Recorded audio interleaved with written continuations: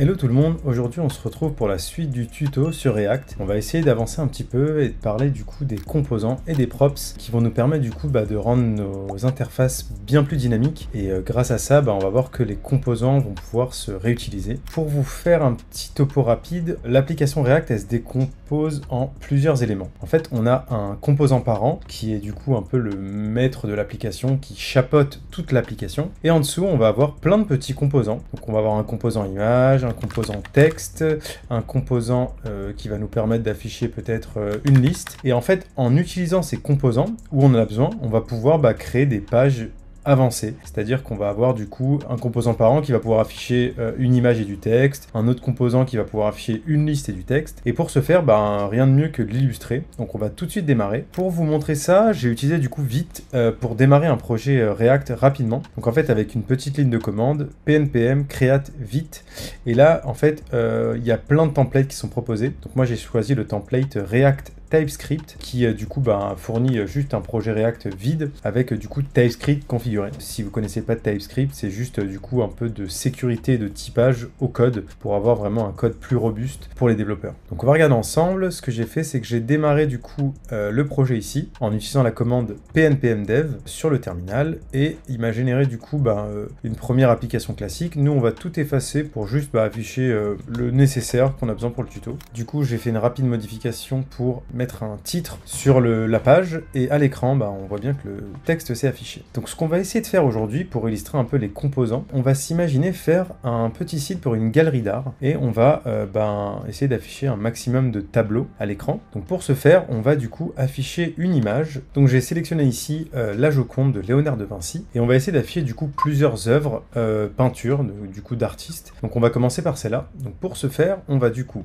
copier l'adresse de l'image et si on retourne dans notre code on va du coup l'afficher. Donc pour afficher une image c'est la balise HTML IMG et à l'intérieur on va mettre le lien de notre Joconde, on va dire que c'est la Joconde et on va peut-être lui mettre une taille pour qu'elle soit pas trop grosse, pas la Joconde, l'image, et du coup on a notre image affichée, on va vérifier qu'elle s'est bien affichée et si je retourne dans mon code, parfait, j'ai du coup mon image qui s'est affichée. Donc on va peut-être rajouter quelques petites infos sur cette image-là. On va du coup envelopper l'image d'une div pour qu'elle soit bien isolée. Donc là j'ai ma div et je vais afficher un petit texte au-dessus pour indiquer que c'est la Joconde. C'est parti, la Joconde. Donc là on avait le tuto React et là on va dire qu'on est rentré dans une partie de la galerie d'art. S'affiche à l'écran, galerie d'art. Et donc là je m'attends à avoir du coup le titre galerie d'art avec la Joconde affichée ici. Donc ce que je vais faire c'est que je vais essayer d'afficher une deuxième peinture. Donc on va aller prendre une œuvre connue de Léonard de Vinci, peinture Léonard de Vinci. On va prendre une autre peinture,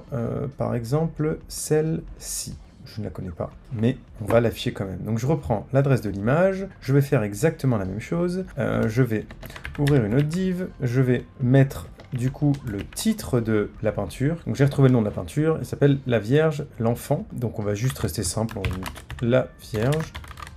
Hop. Et donc on va afficher l'image de cette nouvelle peinture, donc on va refaire la même chose, on va remettre le lien de l'image ici, on va remettre du coup une description alternative qui est la Vierge, et on va rajouter une taille et une hauteur. Donc normalement on va avoir nos deux images qui s'affichent à l'écran, et normalement ça va être cool. Donc parfait, on recharge la page, on vérifie que tout est bon ici, et normalement là j'ai mes deux images. Donc là j'ai mes deux images qui s'affichent à l'écran, le serveur n'était pas démarré. Ce que je vais essayer d'afficher c'est de les mettre en liste. Donc ça c'est avec du CSS classique, on va faire ça rapidement ensemble. Donc pour ajouter du style, en fait on va aller modifier directement l'HTML. Donc l'HTML affiché à l'écran c'est du faux HTML en fait, c'est du coup du JavaScript, donc c'est la petite surprise de React, et en fait on va pouvoir injecter directement du style ici. Donc, pour ce faire, on va rajouter juste l'espacement qu'il faut entre les éléments et les afficher en ligne. Donc on va utiliser pour ça le display flex et le flex direction à row. Super. Ce qu'on va faire ensuite c'est qu'on va ajouter un tout petit peu de marge autour des éléments à l'intérieur. Donc ici je vais mettre une petite marge de 10 pixels et on va reprendre du coup la même marge pour l'afficher sur le deuxième élément. Donc si on retourne ici, on a du coup nos deux tableaux qui s'affichent avec leur titre et leur image et on peut potentiellement rajouter d'autres tableaux. Mais du coup on va se concentrer sur le point intéressant côté React, c'est que En fait là on se rend compte qu'on a dupliqué le code. On a remis le titre, on a remis du coup la vierge, enfin l'URL de l'image, on a remis du coup du style. Et en fait ce qu'on va pouvoir faire c'est créer des composants. Alors un composant du coup c'est une partie d'HTML qui va avoir sa logique et potentiellement son affichage.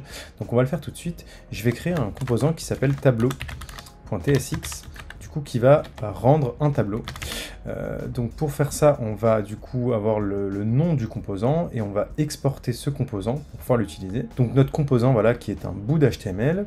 Et là, en fait, l'intérieur du composant, on va juste afficher mon composant pour tester et pour voir comment on peut l'importer. Donc là, on a un composant tableau qui est mon composant. Ce qu'on va faire, c'est qu'on va importer notre composant tableau à l'intérieur de notre composant parent. Donc on a un composant qui s'appelle app qui lui va importer le composant tableau et du coup on s'attend à voir du coup le mot mon composant affiché à l'écran. Donc on va vérifier si tout est bon. Donc parfait. En dessous de notre galerie d'art, on a mon composant qui s'est affiché. Donc maintenant pour ajouter un petit peu de logique, ce qu'on va essayer de faire, c'est d'afficher du coup le tableau de la Joconde avec le titre de la Joconde dans ce composant. Donc on va le retirer ici. On va déplacer du coup le code de la Joconde à l'intérieur du tableau. Donc on va essayer de l'afficher ici. Donc là tout est bon. J'ai la Joconde qui s'affiche avec le tableau de la Joconde. Donc après avoir déclaré les informations de mon composant, on va aller l'utiliser. Donc on n'a plus besoin du coup d'afficher ici les informations de la Joconde, puisqu'on peut tout de suite afficher un tableau, donc le composant tableau, qui va du coup, si tout est bon, nous rendre le tableau de la Joconde et ensuite le tableau de la Vierge qui s'affiche ensuite. Donc on va regarder tout de suite, c'est parfait. Donc on a la Joconde et la Vierge. Et maintenant en fait, c'est un peu dommage parce que dans notre tableau, on a du coup la Joconde qui s'affiche tout le temps. Et en fait, le problème, c'est que si j'affiche plusieurs tableaux, le souci, c'est que je vais avoir 2 fois la Joconde et la Vierge. Et en fait, moi, ce que j'aimerais, c'est que maintenant, j'ai le squelette en fait de mon tableau, qui est ce composant-là. C'est pouvoir rendre dynamique du coup le titre du tableau et le lien de l'image. Et du coup, pouvoir simplifier mon DOM, du coup, ma partie HTML, et n'avoir que des tableaux avec le nom du tableau et l'image du tableau. Donc pour ce faire, on va utiliser les props. En fait, les composants, donc tableau c'est un composant, on va pouvoir lui passer des props qui vont permettre du coup de rendre dynamique l'affichage d'éléments à l'intérieur. Donc pour faire ça, ici, tableau, au lieu de parenthèse vide, il va pouvoir recevoir des propriétés. Donc les props, c'est les propriétés. Donc ce qu'il va recevoir, le tableau, c'est il va recevoir le title, qui est le titre du tableau, et il va recevoir aussi une image. On est en TypeScript ici, donc on doit préfixer pour dire que le title, c'est un string, et l'image, c'est un string. Mais bon, ça c'est pas vraiment important, ce qui compte vraiment c'est ça, de se dire qu'ici ce sont des props qui vont devoir être passés au composant, et le composant sans ces props là, il va mal marcher parce que on doit lui donner un titre. Donc ce qui est bien c'est que à la place du titre ici de la Joconde, on va afficher du coup le titre qui est passé en props, et dans notre composant là, donc on va supprimer le deuxième, on va en afficher qu'un seul. Dans le titre ici, je vais pouvoir remettre la Joconde. Et il y a une erreur ici parce qu'il nous dit qu'il nous manque une image. Donc l'image, elle est là, donc on va tout de suite prendre l'URL de l'image, ne plus utiliser du coup cette image là parce qu'elle était vraiment propre à la Joconde et nous on veut qu'elle soit dynamique. Donc ce qu'on va faire c'est qu'on va passer à src la props image qu'on a récupéré de notre composant. Donc cette image là du coup c'est une URL et pour lui passer, c'est exactement comme tableau. Tableau, il prenait un titre et il va prendre aussi une image. Et donc là, on va pouvoir afficher l'image. Donc on va vérifier que tout est bon. La Joconde, la Vierge. Donc là, la Vierge, elle est toujours rendue par du coup le bout d'HTML qui est là. Donc ce qu'on va vouloir faire du coup pour la Vierge, c'est utiliser aussi notre composant. Donc on va redéclarer un autre tableau. À l'intérieur de ce tableau, on va lui dire que le titre c'est la Vierge. On va tout de suite rajouter l'URL de l'image à cet endroit-là. Et en l'insérant dans le composant tableau, donc on va lui dire que pour la Vierge, on veut l'image qu'on avait fournie précédemment. Je retire cet élément-là, on n'en a plus besoin. Et ça fait que maintenant, on a 2 tableaux qu'on affiche, la Joconde, la Vierge. On lui passe les propriétés title et image, et celui-ci a du coup ses propres propriétés title et image. On va vérifier ensemble que ça s'affiche bien, et je retourne sur ma page web. J'ai bien du coup la Joconde et la Vierge. Donc ce qu'on va essayer de faire maintenant, c'est de rajouter une nouvelle image pour voir un peu la vitesse à laquelle on peut maintenant rajouter différents éléments dans notre galerie d'art. Donc je suis parti sur un site qui affiche plusieurs œuvres célèbres. Donc je vais afficher la persistance de la mémoire. Donc je vais copier l'adresse de l'image. Je retourne dans mon code. J'ajoute un nouveau tableau. Ici, hop, un tableau à l'écran. Le title, je vais aller le récupérer juste après. Et l'image, c'était ce lien-là.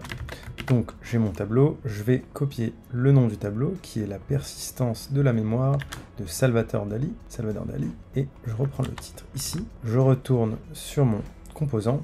Et là, je peux voir que du coup, on a bien les 3 tableaux qui s'affichent. On peut du coup étendre rapidement ces composants-là. Par exemple, pour celui-là, la persistance de la mémoire, on sait que l'auteur, c'est Salvador Dali. Donc ce qu'on peut faire, c'est rajouter une propriété à notre tableau qui est l'auteur. Et cet auteur-là, on peut le spécifier ici. Donc à l'intérieur du composant tableau, on retourne, on va dire qu'on reçoit une nouvelle propriété qui est auteur. Cette propriété auteur, on va l'afficher ici, donc cette propriété-là. Et en fait, on peut spécifier que cette propriété est optionnelle en mettant un point d'interrogation. C'est-à-dire que si on l'a pas, c'est pas grave, on l'affiche pas. Donc ce qu'on va faire, c'est que on va afficher en plus l'auteur à cet endroit-là.